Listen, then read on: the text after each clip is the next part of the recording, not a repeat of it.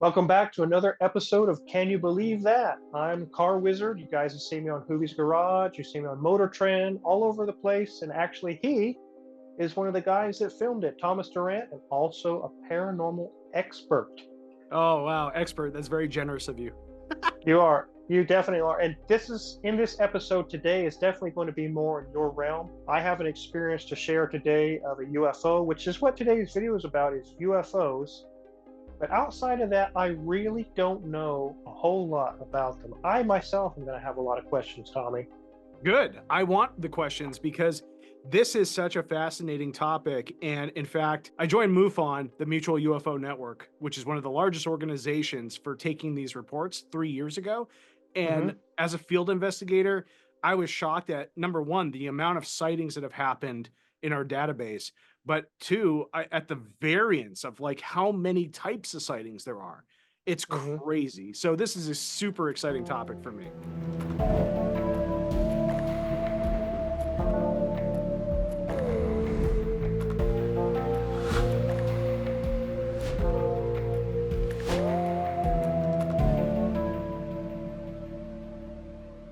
Well, maybe I should explain what UFOs are, or actually, since 2017, people are starting to use the word UAP.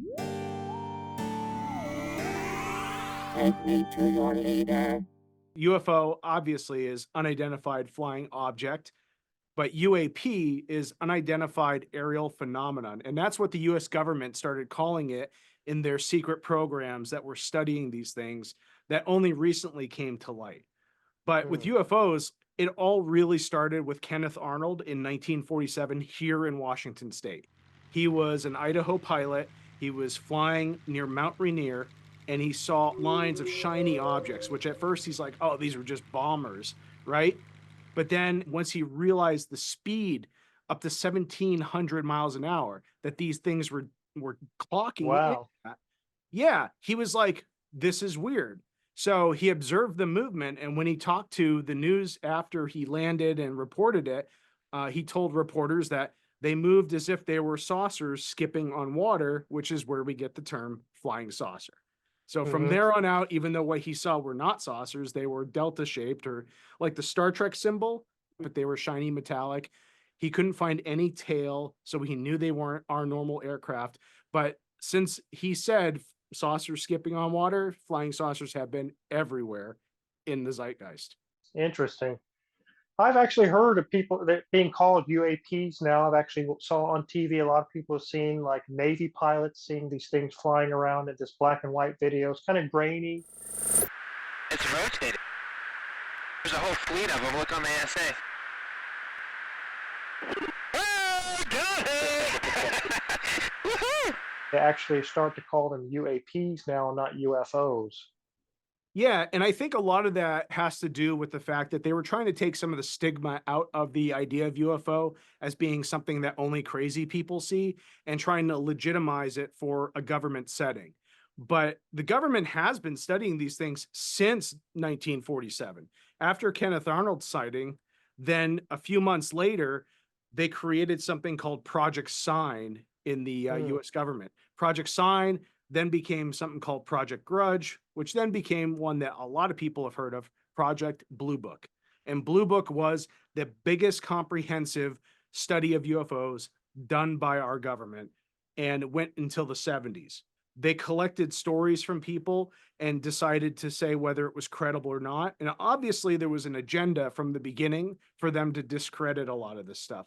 But when you have so many people coming forward and you have so many credible witnesses, people that have military background, people that are pilots, people who are trained observers, police officers, and they're saying, look, we are seeing something. It is real. These are in our skies, and we just want to know what they're doing here. Then you have the start of UFO reporting centers and things like MUFON that come after that as a result of more and more scientific minded people saying, hey, there's something going on here.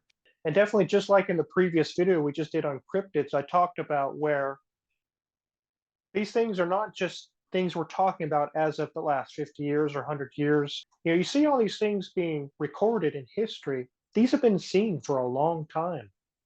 Right. And it's been as long as recorded history almost that people have been experiencing these things. And even in the Bible, they talk about chariots of light in the sky. But what's fascinating is right around the time where we developed nuclear capabilities, there was a massive increase in sightings.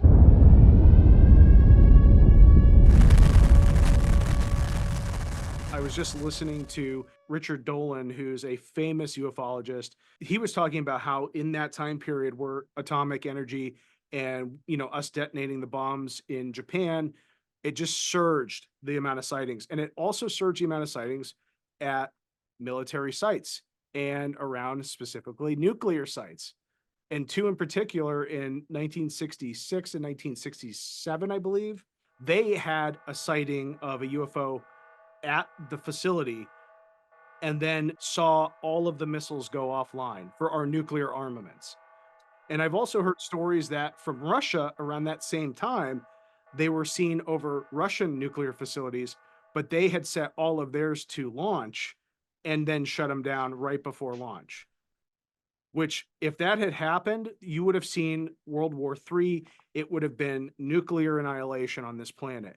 So I think it's fascinating that somehow they're really connected with our military for good or for bad. And that's the question that everybody has. And you have folks coming out talking about it from the government. Even now we have whistleblower David Grush, who came out in 2023, went to Congress, asked for whistleblower protections and said, look, our government has been retrieving these craft from non-human intelligence, and we don't know what they are. We don't know if they're a security risk. 2018, New York Times wrote an article about this with a gentleman named Lou Elizondo. He came forward. He had very high security clearance, and he said, the government knows these things exist. We've been studying them the whole time, and I think the public should know that they're out there and they may pose a threat to us. And so you have two people now. You can talk about whether you believe them or not. You know 100% that they've worked in the military. You know 100% that they had good security clearance and that they've come forward to say the same thing, which is there's something going on here and we just want everybody to know because it could be a risk. So my question to you, as a Christian wizard, how would you feel, or how would you think the Christian community feel if somebody said these are non-human intelligence, whether they're extraterrestrial or whether they're just from another dimension? How would that be received in the community? Well, one thing you just talked about in the Bible, it talks about flying wheels or different things. And I'm going to actually read a passage out of Ezekiel. It mentions what you're talking about. This is Ezekiel 1, verse 4. It says, I looked and I saw a windstorm coming out of the north, an immense cloud with flashing lightning surrounded by a brilliant light. The center of the fire looked like glowing metal, and in the fire what looked like four living creatures. Oh, so he saw beings. There are those who would say also, just like we mentioned in our last video, that they're not finding aliens, they're finding demonic entities. I don't buy that because just like we just read, there was something going on there in Ezekiel, a craft, and they saw living beings on it that was flying that looked like metal. Any of the scriptures that you would read, you have to understand, even in Revelation, where it talks about the end of times, when they're seeing things, they don't have technology back in those days. The people that wrote these scriptures, all they can do is relate to them as what they know at the time, like a flying wheel or a disc or a metallic object with flames all over it. It could have just simply been a UFO flying with propulsion behind it or something. Well, they didn't have electric lights back then, right? So Right, anything that was glowing had to be on fire. But right. truthfully, we know that today that's not true at all. And like you mentioned with the nuclear sites, there's belief that UFOs were present and were administering technology or knowledge to humans, even all the way back to the pyramids. If these entities or whatever's in these UFOs are demonic, that they are relaying or giving technology to humanity. It could be what's going on with nuclear technology.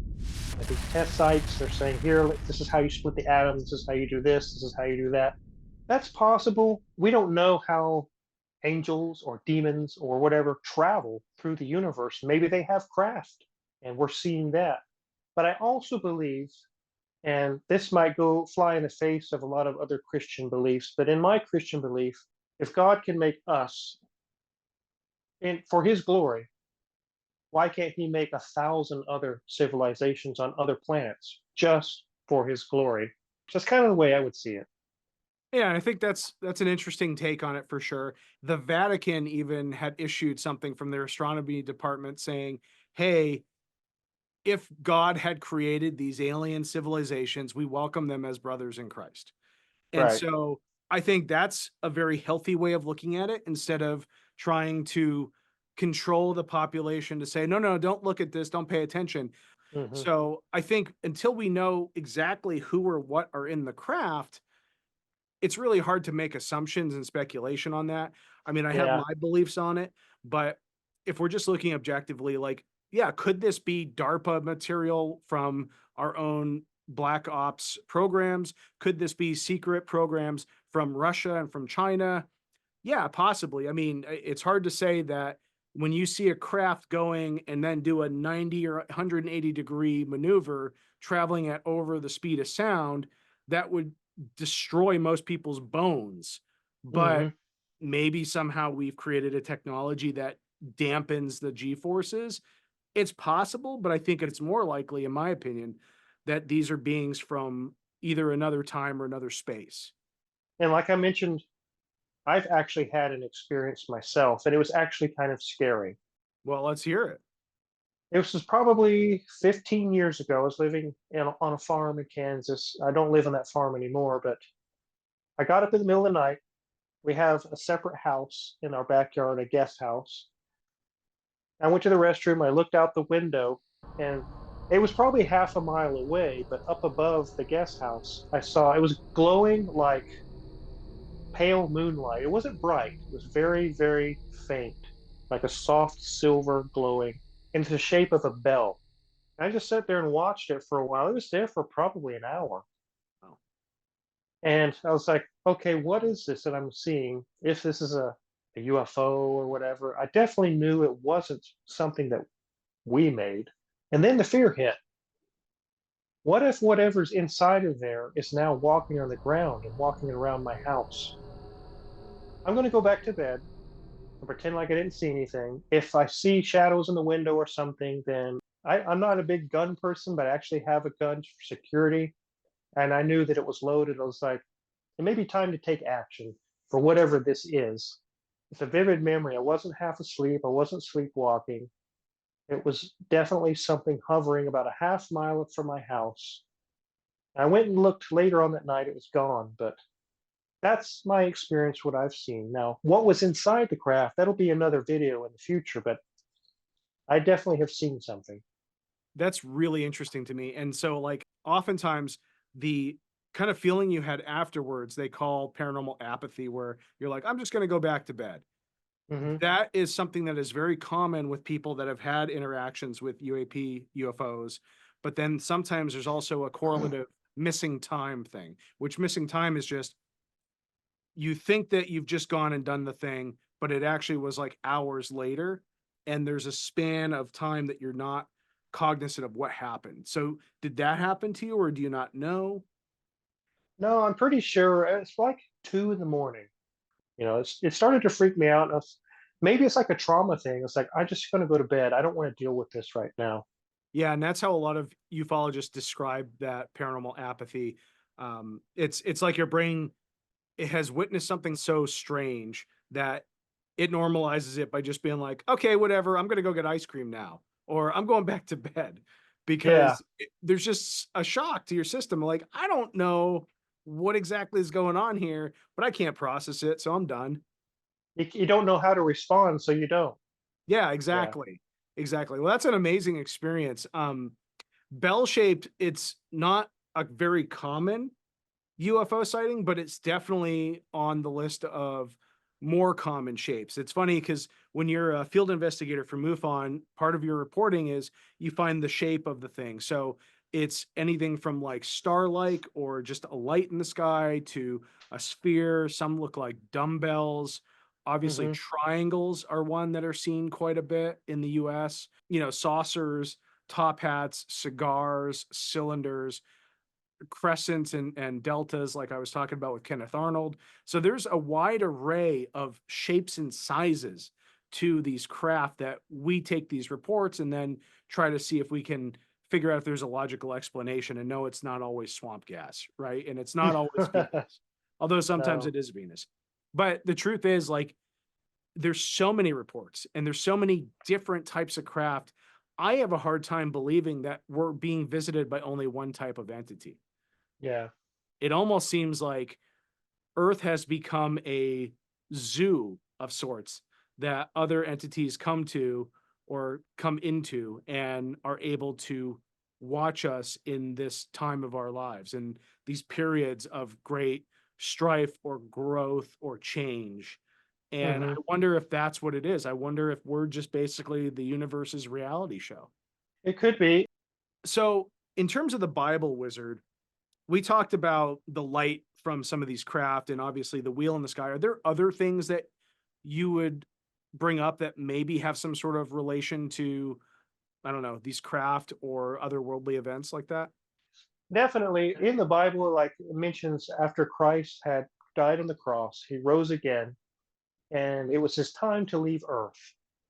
It says he ascended into the clouds, almost like a beam of light, almost like a tractor beam or something. Where did he go from there? Did he just vanish and disappear and reappear in heaven?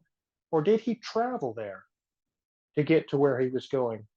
And also, one last thing is in the book of Revelation, it talks about the end of the world, the end times, and things of that nature. And God gives different horsemen. You've heard of the four horsemen? They're supposed to go to Earth and do this task. How are they getting there? Do they just poof poof? Or is there a craft that they're flying in? I wonder sometimes, are we seeing that with these UFOs? Well, I mean, you had, and not to try to correlate this, but you had Heaven's Gate. That was their big thing, is that there was a craft behind Hale-Bopp Comet that they were going to go get onto, and that would take them to their promised land. But I like the story of Enoch specifically because in scripture, he doesn't die, he goes to walk with God. And Hmm. to me, like, the fact that they made that difference with him and changed the wording and the phrasing to be that specific, if what you say about Jesus's ascension is accurate, could they have been brought to these craft? When you have stories like Travis Walton and several other experiencers through history talking about a beam of light and then being Hmm. drawn up, like the whole idea where these tractor beams came from, there's some sort of technology or device being used by these entities to levitate or move us and even phase us through matter. Is that something that was happening even back then? And they just, like you said before, didn't have a way of describing it. So I'm fascinated by that. And again, Enoch's story always stuck out to me because he's one of the only ones that literally didn't die, just went to walk with God. That's the same story that's in the Bible. It's Elijah. It says that he didn't die. He was caught up in a whirlwind, a fire or something, or a chariot of fire, and he was taken straight away into heaven. And like you mentioned, fire, it could be light. Yeah, because it's the only way that people back then would have known to describe it.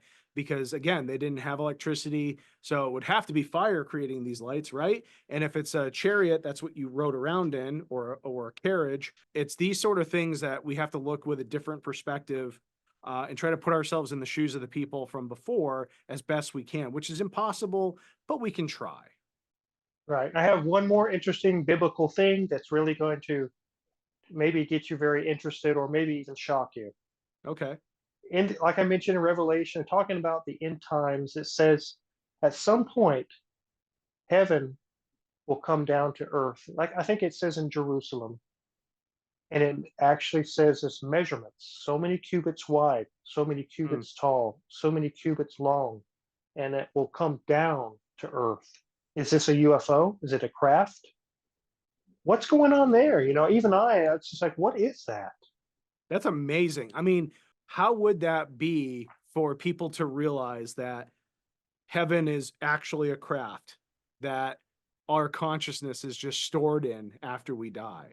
And it could be also that this, what we think is of a craft, there are things that our brains cannot comprehend. It could be that inside this craft is a change into dimension, and actually inside the craft is not just so many cubits long and wide, but it's trillions of light years Well, then it inside becomes the of it. TARDIS from Doctor Who, where it's bigger on Yeah. the inside.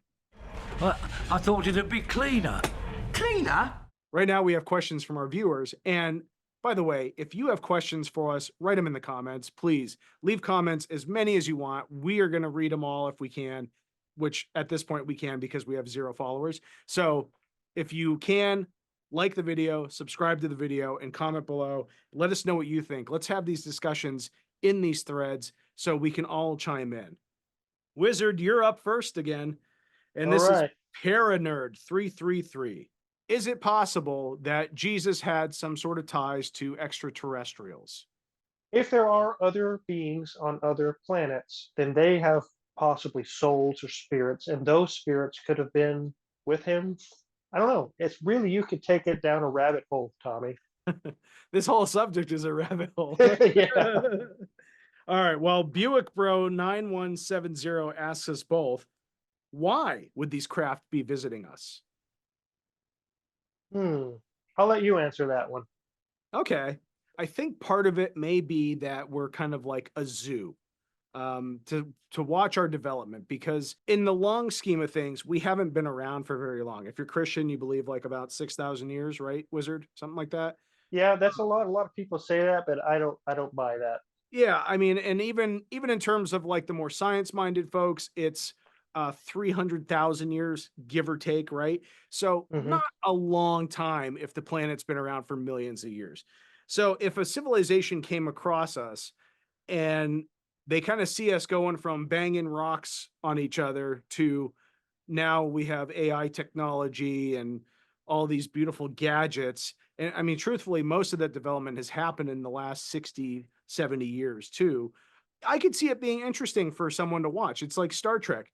They had the Prime Directive where you don't get involved with other developing nations until they're space worthy. But then you see episodes of Star Trek where they'd have like little outposts that would be watching the people do the things and develop as you know, nations or planets. So I think a lot of it could be that. Personally, for me, I think there's a spiritual element to this. And I guess this kind of ties to what you were saying before, Wizard. Maybe you can call them angelic or whatever you want to call them. But for me, I think that these intelligences, some of them are just more spiritually evolved than most humans. And I do think that there's this understanding of like helping us to find a better path forward, because we do base a lot of our culture on war, the war machine, on tribalism, on xenophobia. And there's always these messages from people that claim to be in contact with several species of extraterrestrial. And the message is almost always like, hey, you know, y'all are going to destroy yourselves or your planet, so you might want to chill out. If that's the message, I don't think there's anything malicious or evil about that, trying to tell us chill out. And if the nuclear missile silos are anything to connect to this, then yeah, I mean, it sounds like they're more concerned about us destroying ourselves. So if a being is coming down and purposely saying, hey, don't do this, we're going to shut these down, you can't touch them. And just know, like, anytime you get 2 unruly kids, we're going to put you in the corner and give you a timeout. You know, I just look at that as a concerned parent. I don't see that as a malicious act or an act of terror. And when you have guys like Lou Elizondo and some of these other gentlemen in the UFO field saying like, hey, these things could be a threat, you should be afraid. I don't believe in having fear, because if they wanted to eradicate us with the craft they have, they would have done it. That's what I call a close encounter. I mean, it's not Independence Day. They didn't just show up out of nowhere. They've been coming for centuries. If that's the case, they would have done something. Instead, they've been nothing but, I think, maybe a little scientifically curious. And I'm not saying that all abduction cases, and we could talk about that as a whole subject, but like a lot of abduction cases are awful and terrifying. But then there's also these interactions that are just very benevolent, almost angelic in a way. So I think keeping an open mind about why they're here is a good thing to have moving forward, just so we don't fall into the traps of our own behavioral patterns. And it kind of one thing I'll comment on that too is you mentioned some Christians believe the earth is 6,000 years old. I've heard that before from different people. In the religion, if God is so powerful, why would you limit his abilities to 6,000 years? Why can't the earth be 4.6 billion years old? Time is nothing to him. It says it in the Bible, a day, I mean, time is not the same as it is. He's infinite. There is no time limit. So why can't he play with a few billion over here years, a few billion years over here? It's no big deal. Yeah, maybe God wanted to create dinosaurs and was like, I don't really like those. Let's just get rid of those, and we're going to make these things. And there could be something to it. Just again, we just got to stop blowing each other up. Like that's Yeah. I do think whatever they are, whether they're beings from another planet or they're angelic or demonic, whatever it is, I do see a definite relation between our technology and contact with these beings. It's almost like you said, they're growing us to do this or to do that, to know this or to know that. I definitely agree with that. Whatever these entities or beings are. yeah. And there's plenty of precedent we can talk about in another episode when we talk more specifically about the beings interacting with our government and other world governments. But I will say that it's interesting that you had crashes like Roswell and a few others in the US, and then all of a sudden our technology skyrocketed after that. Right. We've got one more question here, Wizard. All right. Chad Aldrich 83 asks me, we're in trouble now. What was the most interesting case of UFOs you've investigated while working with MUFON? So I don't know how much I'm allowed to talk about it because they're very good about their secrecy with the cases. The basics of one of the cases where we came across some photos. It was actually my very first case working with this lovely individual named Dan, who is training me up, and he'd been a state section director for Washington for a while, and military man, very knowledgeable. So he was showing me the ropes, but we got photographs that were incredibly interesting of what looked like kind of like an A-frame metallic shape in the sky. And we went through our due diligence and really tried to figure out what it was. And so because of my background in video and photo, I was able to look, and none of the footage had been doctored. None of it had been manipulated. It didn't look to be CGI. And so it's one of those cases where I was like definitely scratching my head afterwards going, oh, this is interesting and wonder what this is. It just so happened to be over a military base as well, which then asked the question of like, well, was it ours? Like you were saying, if these entities or these craft are here and our technology skyrocketed after interactions with them, what are they sharing? So could it have been reverse engineered technology? Could it have been technology they gave us? Or could it just be human ingenuity creating something that was definitely not a typical aircraft? Very cool. Well, we did some traveling through the universe talking about UFOs. Hopefully it helped you guys out. Definitely let us know in the comments some stories or some things that you've witnessed, and also let us know some questions that you have in the comments for our next episode, which is going to be poltergeists. They're here. You guys have seen the movie Poltergeist. We're going to talk about all the specifics of poltergeist. And also don't forget to hit the subscribe button before you leave, because you don't want to miss out on all the really awesome content we got going on. We literally have tons of videos to come yet, so you don't want to miss out on it. Hit that UFO bell-shaped object down there, and that way you'll be able to get notified for all our videos. I hope that thing doesn't come back. I don't know if it was friendly or not. I don't know if I want to know. So again, thanks for watching, guys. Thank you. I did it again. Why am I doing this? Why? I'll do it with you.